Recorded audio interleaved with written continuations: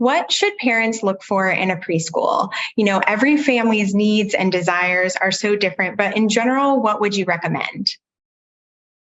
Well, it is an exciting decision and an important one. It's a milestone in life, and it is very valuable to children for children to have a high quality preschool experience. So it's a good decision to make, but I know it's tricky. And I'll just tell you a couple of things that we prioritize at Bright Horizons. Certainly, when you go in a classroom and you're observing, watch how the teachers are interacting with the children. Are they on their level? Are they sitting down or squatting down? Are they asking them questions? Or are they giving them a lot of direction? You want to look for those conversations that, what do you think? Finding out what the children think, what the children want to try, and teachers getting a lot of joy out of that relationship with children and also building that relationship with children. You want to ask about the curriculum. You want to ask about the philosophies that guide the curriculum. And you want to look for a program that offers a lot of hands-on, rich content. You don't want a lot of memorization. You want children to engage in activities and experiences so they can develop those neural connections that are so important for brain development and have that rich foundational learning experience.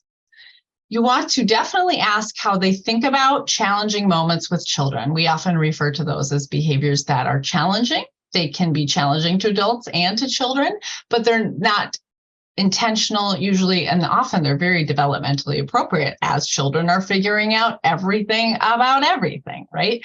So you want to know how they think about positive guidance. What you might want to ask what they do if something does happen, and that can tell you a lot about the priorities and the philosophies of that organization. You want to look at those spaces where children are spending their time. Do you hear joy? Is the tone positive in the classroom? Are there enough materials? Do you see a lot of natural materials, things in good repair, plentiful materials?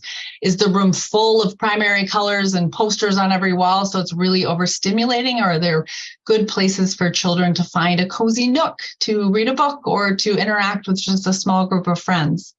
And then you certainly want to ask how families are involved. You don't need a lot. Doesn't mean you have to volunteer every Monday at 2:00 or something like that. But where's the place that families are involved? How does the program build community? And importantly, you should look for a third-party endorsement. We prioritize NAEYC, or the National Association of Education for Young Children accreditation. That's a national endorsement, but you certainly don't have to choose that one, but something that a third party has been invited in to say, yes, this program actually meets agreed upon national quality standards. And then finally, and this is a little tip that I don't think a lot of parents think about, ask about teacher training and development. At Bright Horizons, we have multiple training days, a whole education and development department building a scaffolded learning experiences for our educators so they can be professional, highly skilled educators. And we also give them free credentials and college degrees for free.